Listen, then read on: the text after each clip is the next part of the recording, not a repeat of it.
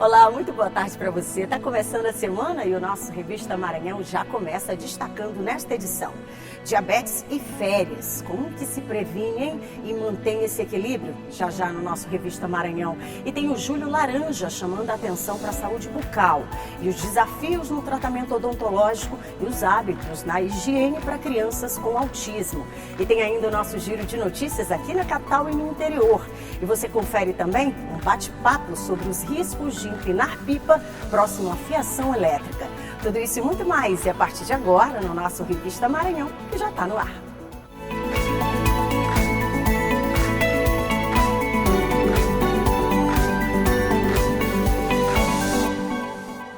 Começando mais uma semana desse nosso mês de julho, né? Que alegria, que bom. Você já agradeceu? Tem que agradecer, né? Afinal de contas, a gente acordou, abriu os olhos, botou aquele pezinho no chão, estamos vivos, né?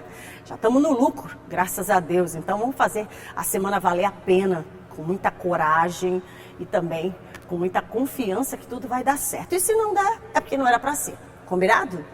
Vamos começar a nossa revista falando sobre as férias, né? Requer todo um preparo e também muita atenção, principalmente quando o assunto é alimentação, porque com a quebra da rotina, né, dos hábitos e dos horários das refeições, o cardápio disponível sofre aí aquelas alterações, sobretudo com as crianças e os jovens. E é nesse período que é comum os exageros na alimentação. E no caso de pessoas com diabetes, os cuidados devem ser muito mais ampliados, viu? Isso porque o índice glicêmico vai permanecer aí, precisa permanecer, na verdade, em níveis ideais.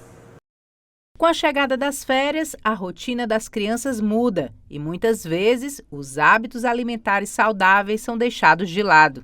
No entanto, manter uma alimentação equilibrada é fundamental para prevenir a obesidade infantil, um problema crescente no Brasil. A cada 7 crianças, uma é obesa no Brasil, quase 3 vezes a média mundial. Segundo dados do Ministério da Saúde, 14,2% das crianças entre 0 e 5 anos viviam nessa situação em 2022, enquanto que no mundo a taxa é de 5,6%. Entre os adolescentes, a situação é ainda mais preocupante. São 33% com excesso de peso e obesidade. No mundo, a média global é de 18,2%. Para combater esse cenário, os pais e responsáveis devem focar na qualidade nutricional das refeições oferecidas às crianças. Outra medida essencial é incentivar regularmente a prática de atividades físicas, promovendo um estilo de vida mais ativo e saudável para crianças e adolescentes. Nesse período de férias, geralmente é um pouco mais difícil para as famílias ter um cuidado com a alimentação das crianças, elas estando em casa, né? E nossa escola preparou um clube de férias, né? E até mesmo durante o período escolar também, a gente tem todo um cuidado de preparar um cardápio. Esse cardápio ele é orientado por uma nutricionista da escola, onde essa nutricionista ela elabora toda a cadeia de alimentos de uma semana, toda a parte nutricional para que as crianças possam ter uma alimentação mais saudável. Além disso, elas dentro da escola, com os coleguinhas, elas se sentem mais incentivadas a comerem comidas que são mais saudáveis. Comerem frutas, elas procuram comer uma alimentação balanceada com carboidratos, proteínas. Então a escola sempre está orientando também as crianças a ter essa educação alimentar para que ela possa aprender não só a se alimentar na escola, mas quando ela também esteja em casa, com a família, em outros ambientes, a quais alimentos que são mais saudáveis e mais corretos para o seu dia a dia. Esta nutricionista recomenda a inclusão de frutas, verduras, legumes e cereais integrais na dieta infantil. Além disso, incentivar a participação das crianças no preparo das refeições pode fazer uma grande diferença. O momento das férias é um momento em que as crianças saem da rotina, às vezes acordam um pouquinho mais tarde, né? Mais flexível, mas a gente tem que priorizar principalmente as principais refeições, o café da manhã, um bom almoço, um jantar, com tudo completo, carboidratos, proteínas, né? E também a gente pode usar a nossa criatividade, fazer receitinhas caseiras, biscoitinho, bolinhos caseiros, um momento em que a criança possa participar, possa ir para a cozinha com você, com a família, né? Comprar esse alimento desde a feira até o momento do preparo, né? Então a gente pode usar a nossa criatividade e fazer desse momento não um tempo ocioso, mas um tempo produtivo também para as crianças. Durante as férias, o desafio é maior, mas com planejamento e dedicação é possível garantir que as crianças aproveitem o período de descanso de forma saudável e equilibrada. Henry tem 11 anos e já sabe disso. De manhã, geralmente, eu como uma fruta. Aí na hora do almoço já é arroz, feijão, carne, salada. E à noite a mesma coisa. Aí sábado e domingo eu tiro o dia para comer as minhas besteiras. Adotar essas práticas não só ajuda na manutenção do peso saudável, mas também contribui para o desenvolvimento integral das crianças, promovendo hábitos que podem ser mantidos ao longo da vida. Viu só como é importante ficar de olho o tempo inteiro? E olha, a diretora de Educação e Campanhas da Sociedade Brasileira de Diabetes falou sobre a importância dos cuidados simples, sobretudo redobrar a atenção. Hoje, o diabetes mellitus, ele acomete mais de 10% da população brasileira, que são mais de 20 milhões de pessoas com diabetes. O principal tipo do diabetes é o diabetes tipo 2, que corresponde a 90% dos casos. E por que é tão importante falar sobre isso? Porque é uma doença tão prevalente, mas que tem como prevenir. O diabetes tipo 2, ele está muito associado ao estilo de vida. Sedentarismo, uma alimentação rica em ultraprocessados, uma alimentação mais calórica, ganho de peso, hipertensão, colesterol alto, história familiar. Então, apesar da gente poder ter uma predisposição genética para o diabetes, um indivíduo, uma pessoa, se ela muda o seu ambiente, o seu estilo de vida, ela consegue evitar e nunca desenvolver o diabetes tipo 2. Então, é uma condição que a gente tem como evitar que aconteça e, se descobrir, que seja precoce para que ela possa fazer o tratamento adequado o mais rápido possível para que então consiga viver super bem, sem nenhuma complicação. Hoje a gente sabe que a principal causa de cegueira no mundo é o diabetes, a principal causa de doença renal crônica e de diálise é o diabetes. O diabetes aumenta 4 vezes o risco de doença cardiovascular, de ter um infarto, um AVC, diminui a expectativa de vida em quase 10 anos. Então é uma condição que a gente precisa falar, a gente precisa fazer o diagnóstico precoce para fazer o tratamento, porque é uma doença silenciosa. A pessoa pode conviver com diabetes durante muitos anos, uma década, sem sentir absolutamente nada. Porque, em geral, a pessoa que tem diabetes tipo 2, quando ela apresenta um sintoma, em geral essa doença está num estágio muito avançado, porque ela é insidiosa, a glicemia vai subindo gradualmente e a pessoa vai se adaptando, se acostumando e não sente nada. Os sintomas do diabetes acontecem quando há um aumento mais abrupto, mais intenso da glicemia, e por isso acomete mais o diabetes tipo 1, porque é uma doença autoimune, que tem um início súbito, né, pela autoimunidade, mas também pode acontecer no diabetes tipo 2 quando há uma descompensação, uma piora, algum fator que desencadeia uma descompensação. E quais são os sintomas de que o diabetes está descompensado, que a glicose está muito alta? A pessoa pode se queixar de cansaço, visão embaçada, falta de energia, desânimo, pode ter muita fome, muita sede, acordar mais vezes à noite para ir no banheiro, para urinar. São sintomas bem característicos, tá? Então, a gente precisa alertar as pessoas, na presença desses sintomas, de procurar imediatamente ajuda médica, uma emergência, algum médico, algum contato para fazer o exame de glicose, que é um exame simples, rápido, barato, e que a gente consiga fazer a intervenção o mais precoce possível, porque o diabetes descompensado também tem uma alta taxa de mortalidade, precisa ser internado, tem uma desidratação muito importante, pode dar até cetoacidose diabetes, que é uma condição que o açúcar está tão alto e a falta de insulina tão importante que o sangue fica ácido e vira uma emergência médica. Então, nesse momento que a gente precisa, né, tá falando do diabetes, momentos de campanha, que na verdade é o ano inteiro, a gente precisa falar sobre rastreamento. Quem são as pessoas que precisam fazer rastreamento, já que é uma doença assintomática, tá? Todos os adultos, todos os indivíduos acima de 45 anos, independente de qualquer fator de risco, de qualquer sintoma, precisa fazer o exame de rastreamento para o diabetes. Por quê? Porque é uma idade que aumenta muito a chance de desenvolver o diabetes tipo 2. Mas qualquer pessoa abaixo dessa idade, mesmo adolescente, que tenha história familiar, que tenha obesidade ou sobrepeso, pressão alta, doença cardíaca, história de infarto, síndrome de ovário policístico, história de diabetes gestacional, bebê que nasce com mais de 4 quilos, são fatores de risco para que essa pessoa possa ter ou desenvolver o diabetes mais cedo, mais precoce. Então, por isso, precisa rastrear.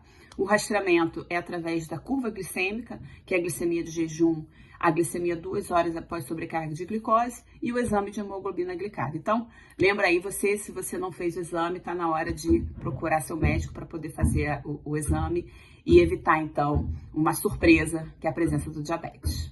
Olha, mas isso não quer dizer que não pode comer não, viu? Pode, mas tem que ter aquele equilíbrio, né? E a criançada que o diga, porque eles estão naquele ritmo acelerado. Bom, vamos para as nossas notícias aqui na capital e no interior? É o nosso giro de notícias.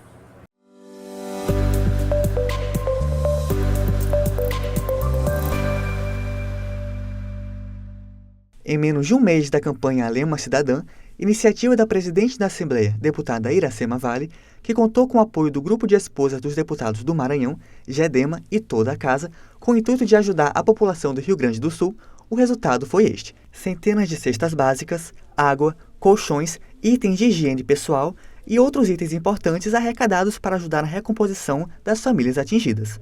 As doações foram entregues formalmente para o Corpo de Bombeiros, que vai destinar os donativos. Muito bom para todos nós, porque quem doa é quem ganha com essas coisas, ganha alma leve, alegria, felicidade em doar, né? E faz as outras pessoas também se sentirem acolhidas, felizes. E esse é o gesto da Assembleia, não é da Iracema, é da Assembleia Legislativa, de todos os deputados, de todos os servidores, fizeram rifa, né? Vieram para o São João, trazendo donativos, arrecadando coisas que a gente acha que tem certeza que é de interesse da população, kits de higiene, toalhas, outro tipo de donativo, agasalhos, outro tipo de donativo que não é só a cesta básica, né? A gente escolheu outros itens e eu espero que sirva para ajudar muitas famílias.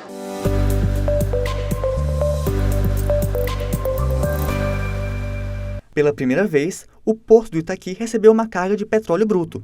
A carga veio do Amazonas e foi transferida para outro navio que levou o produto para o terminal de São Sebastião, em São Paulo. A operação consolida o Porto do Itaqui como um ponto de destaque no mapa logístico do Brasil, atendendo demandas de petróleo e gás. Isso foi possível por quê? Porque hoje a gente consegue fazer a operação de STS no B106, que foi um investimento realizado pelo Porto para ampliar as operações portuárias no Porto, principalmente ali naquela região. A gente recebeu 18 mil toneladas do navio Marlin e passou para o navio Atria, e esse navio seguiu para o Porto de São Sebastião. Com isso, seguindo para as refinarias brasileiras que ficam ali na região para produzir essa gasolina e esse diesel e retornar para os postos de combustível, alimentando o agronegócio brasileiro.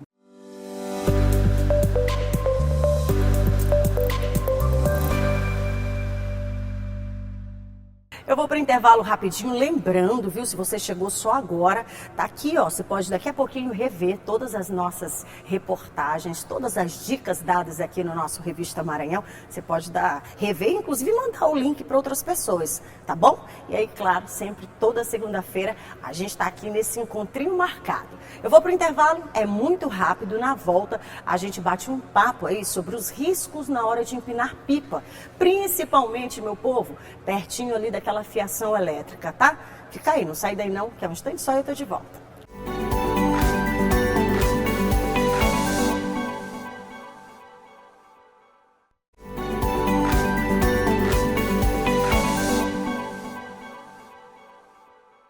E eu estou de volta com o nosso Revista Maranhão e ainda destacando, viu? Porque esse mês de julho é um mês extremamente importante. Tem campanha de conscientização da população sobre a importância da prevenção e o tratamento ortodôntico, que deve ser precoce, viu? E que pode, inclusive, corrigir e evitar o agravamento de muitas alterações dentárias e esqueléticas também. As férias escolares não são sinônimo só de brincadeira.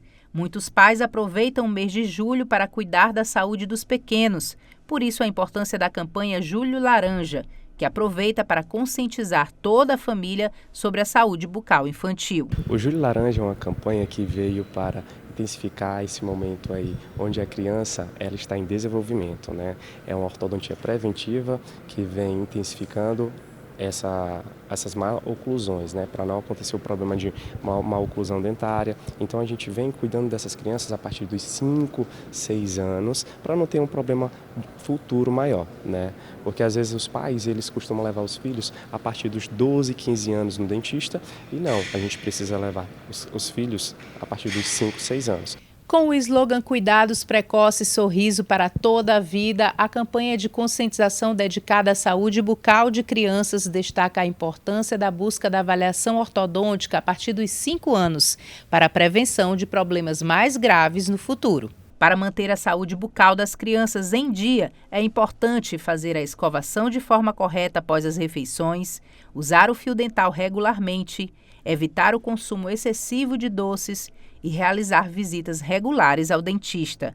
Ana Luísa tem 9 anos. Ela sabe a importância de cuidar dos dentes e desde cedo vai ao dentista com frequência. Minha mãe me levou ao dentista e disse que eu precisava usar aparelho. Eu fiquei com um pouco de medo de doer no início, mas eu já me acostumei e sei que é melhor corrigir agora do que quando eu estiver adulta. E eu acho fofo eu usar aparelho. Olha só! Você viu como é importante? Tem que dar atenção, viu? Atenção para todo o corpo, todo esse conjunto. E é por isso que todo mês tem uma cor de alerta, né? E olha, esses desafios do tratamento odontológico, né, e os hábitos também de higienização, a gente inclusive fala agora sobre as crianças com autismo, porque é necessário uma atenção maior. A doutora Bárbara Aires, ela falou sobre esse assunto e deu dicas, né, de como é que deve ser esse tratamento. É cada vez mais necessário entender que esse grupo de pacientes precisa ser inserido o mais breve possível no tratamento odontológico, nas visitas ao dentista, para isso fazer parte da rotina do paciente. Nós sabemos que os pacientes com transtorno do espectro autista têm uma característica muito ligada à rotina. Então é muito importante salientar os pais e responsáveis dessas crianças. E quanto mais cedo você levar o seu filho ao dentista, melhor será a relação dentista e paciente. E também o grupo de pacientes do espectro autista, todos os artigos, inclusive um artigo em que comparamos, em que eu fiz parte, que a gente comparou a qualidade de saúde bucal dos pacientes com TEA com pacientes que não fazem parte do grupo TEA, nós visualizamos que os pacientes com TEA, eles sim têm uma menor incidência de cárie, muitas vezes aí associado a uma alimentação mais saudável, que os pais desse grupo de pacientes tendem a promover a eles, do que o grupo que foi comparado. Porém, eles podem ter muito mais problemas gengivais associados ao periodonto, como chamamos em odontologia, e também problemas de erupção, problemas de alinhamento de dente. Então, é muito importante que vocês, pais e responsáveis desse grupo de pacientes, do grupo de pacientes com TEA, levem o quanto antes o seu filho ao dentista. E uma das dicas que a gente sempre dá é também em casa reforçar os hábitos de higiene. Infelizmente, culturalmente, nós não temos essa facilidade de incluir, por exemplo, a escovação do dente na rotina dos filhos. Geralmente a gente fala, vai lá escovar para os filhos. Mas com tanto crianças com TEA e crianças sem TEA, é muito importante fazer isso. Que os pais insiram isso na rotina e mostrem que é importante, que faz parte de hábitos de higiene. E brinquem, façam isso de uma forma lúdica, para que o paciente aceite melhor e com isso venha a ter uma condição de saúde bucal muito mais saudável durante toda a vida. Você viu aí, né? A gente trazendo aí essa informação importante sobre prevenção lá da saúde bucal. Agora, outro assunto bem sério que a gente vai destacar aqui é outro tipo de prevenção, porque a gente sabe que brincar, a criançada ama brincar, os jovens, e é brincadeira até de adulto, viu? Mas precisa ter cuidado. Eu já vou para cá, para nossa salinha de entrevistas, porque a gente vai falar sobre um risco na hora de empinar pipa, mas não é de qualquer jeito não, próximo à rede elétrica, né? A fiação elétrica. E isso fica muito mais acentuado com o uso do cerol, que é aplicado à linha, né? Se torna aí um condutor de energia por conta aí de conter raspas de vidro e pó metálico, adicionado, é claro, à cola. E aí, ao tocar na fiação, essa linha da pipa pode ser energizada e provocar um tremendo choque elétrico, tá? Mas para falar sobre esse assunto seríssimo, estou recebendo a Samila Rodrigues, ela é assistente de serviços técnicos da Equatorial aqui no Maranhão. Seja muito bem-vinda, Obrigada. Tá? A gente vê o perigo que é só falando. Eu fico imaginando a dimensão disso no dia a dia. E eu imagino que agora, nesse período de férias, o problema fica muito mais acentuado também, né? Com certeza. Esse período de clima mais seco, ventos mais fortes, período também de férias escolares, acabam aumentando, né, o nível dessa prática. Então as pessoas costumam soltar pipas, é uma brincadeira que é muito comum aqui no estado do Maranhão. E só nesse período de janeiro a maio deste ano já foram aí contabilizadas 249 ocorrências envolvendo as pipas. É muita coisa, né, Samila? Agora, a gente tem isso mapeado no estado? Qual que é a região que mais, né, ocasiona esse tipo de situação? Bom, de forma geral, na região norte, né, nós temos aí um número mais elevado dessas ocorrências. Agora, como é que a Equatorial está lidando com isso, né, no dia a dia, né? Porque eu penso que a gente necessita falar cada vez mais para criar consciência, né? Porque a criança, o jovem, o adolescente está ali querendo a brincadeira, né? Bom, a Equatorial trabalha de forma preventiva justamente na orientação da população, né? Então nós precisamos de fato ter alguns cuidados, como não empinar a pipa em locais próximos à rede elétrica. A preferência é que seja em locais descampados, como campos, praias. De preferência também que essa brincadeira seja supervisionada por adultos, né? Essa questão de utilizar materiais metálicos na própria confecção da pipa, isso acaba aumentando e muito a chance de acontecer um acidente. Eu fico lembrando, aqui você está falando, eu fico lembrando aqui que é super comum a gente passar por grandes avenidas, às vezes pelos bairros, e tá lá a meninada correndo com um pedaço de pau enorme, né? E aquilo é um perigo, né? Que se toca na fiação. Pois é. Aumenta muito a chance de ocorrer um acidente grave, da pessoa sofrer uma descarga elétrica. Então, por isso, a orientação é manter a distância segura da rede. E jamais, em caso onde a pipa enrosca na fiação elétrica, jamais tentar retirar com vara ou de qualquer outra forma, pois a pessoa pode sofrer uma descarga elétrica ali naquele momento e pode ser fatal. Olha, a gente está vendo o quanto é importante esse assunto, você, papai e mamãe que está em casa, os responsáveis, atenção, porque como eu disse agora há pouco, a brincadeira ela é super bem-vinda sempre, né? E acentua agora nas férias, mas é necessário um cuidado. A empresa ela faz hoje, a Equatorial, ela faz hoje algum tipo de campanha, inclusive para que a própria comunidade entenda esse assunto com uma maior amplitude? Pronto. A Equatorial realiza palestras nas escolas, né? Então, em todo o estado do Maranhão, as equipes se mobilizam para falar a respeito desse assunto, para dar dicas de economia também, para falar com as crianças de como evitar acidentes, né, em casa, com aparelhos elétricos, enfim. Então, a Equatorial já realiza essas campanhas aí nas escolas, palestras em comunidades também. Eu vou aproveitar a tua vinda aqui, Samila, porque a gente está falando desse risco de fiação elétrica, mas a gente sabe também que existem outros tipos de perigos, né? Às vezes a criançada sem saber joga sapato, joga tanta coisa na fiação, né? Isso é um outro perigo também, né? Isso.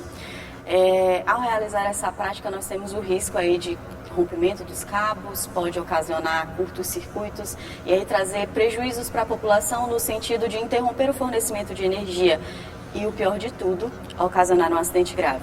Então, a recomendação em caso de qualquer ocorrência de acidentes envolvendo a rede elétrica, a orientação é não tocar na vítima, nós pedimos que as pessoas se afastem, também não toquem nenhum objeto que esteja em contato com a rede. Ligue imediatamente, peça socorro no número 192 da SAMU, 193 do Corpo de Bombeiros, e é importante também acionar a Equatorial Maranhão pela central 116. Eu vou já reforçar esses números, porque você tocou num ponto que eu acho que é necessário que a gente esclareça para as pessoas. Às vezes, a fiação no chão, nem pensar em chegar perto. Não. Em casos de cabo partido, cabo ao solo, a orientação é jamais tocar, porque há uma possibilidade muito grande de estar energizado e aí a pessoa se machucar gravemente. Então, o ideal é se afastar, isolar a área, ligar nos números, né, no qual a gente já conversou aqui, e também acionar a Equatorial na central 116. Agora, em caso, né? Tomara que isso não aconteça nunca com ninguém, né? Mas em caso desse toque, desse contato, né? Como é que tem que ser esse procedimento? E eu já queria que você explicasse como fazer isso também em casa, porque o desespero é grande, né? Muito grande. Esse é um tema que nós abordamos muito nas palestras, nas escolas também, né? A primeira coisa é eu preciso saber dentro da minha casa onde que é a chave geral. Né? Então, se eu percebo que alguém está ali sofrendo uma descarga elétrica, a primeira coisa é desligar a chave geral, justamente para interromper esse fornecimento de energia, não tocar na vítima e acionar imediatamente socorro no número 192, chamar a SAMU, Corpo de Bombeiros e também a central. Então, tocar no corpo, jamais tocar ou tentar pegar, ou então tocar com algum objeto que já esteja em contato. Nós precisamos interromper o fornecimento de energia e aí é através da chave geral. Agora lembrar, né, que tem que fazer exatamente esse movimento aí de desligar tudo em casa, né? E aí a orientação é essa, a gente sabe que o período é de férias, é de brincadeira, mas aí lembrei rapidamente, aproveitar você aqui também, da criançada, dos menores, com aquela história de enfiar qualquer coisa ali na tomada. Esse é outro perigo, né? Isso, é um perigo, costumamos dizer, dentro de casa também. Assim, estamos cercados de riscos, né, e de perigos, e por isso é importante ter todo o cuidado e toda a cautela. Com aquela fiação, aquela extensão que está ali desencapada, o plug que talvez já danificou e você não comprou, não substituiu. Então, fazer a revisão elétrica também, né? Fazer a revisão elétrica, chamar uma pessoa capacitada e habilitada, né? Essa história de fazer pequenos reparos, dar um jeitinho, eu acabo ali armando um cenário que pode ser muito propício para a ocorrência de um acidente. Inclusive a história de carregar celular, viu? Muito cuidado também, né? Isso é outro perigo. Isso. Precisou carregar o celular, deixe lá ele até atingir a carga total, né? Às vezes as pessoas compram carregadores que não são certificados pelo Inmetro, então aumenta mais ainda a probabilidade de se machucar. Então o celular descarregou, deixa ele lá carregando, nada de deixar debaixo do travesseiro, debaixo do lençol, e nem pertinho do rosto, deixa ele lá carregando para poder utilizar depois com segurança. Muito bem, vamos só reforçar o contato para que as pessoas possam acessar se tiverem qualquer tipo de ocorrência? Bom, em casos de ocorrência, né, com acidentes aí com a energia elétrica, nós precisamos ligar imediatamente no 192 SAMU, 193 Corpo de Bombeiros e também acionar a Equatorial Maranhão pela central 116. Muito bem, Sandra, obrigada, viu? Já deixo o espaço aberto para você voltar com a gente com outras novidades aí, trabalhos e serviços da Equatorial. Obrigada. Tá bom? Eu vou me despedindo de vocês, desejando que a semana seja abençoada. E se Deus quiser, na segunda que vem a gente se vê, tá bom? Por aqui você continua, inclusive, com informações. Vem aí o Ronald II. Beijo no coração, fique em paz e até.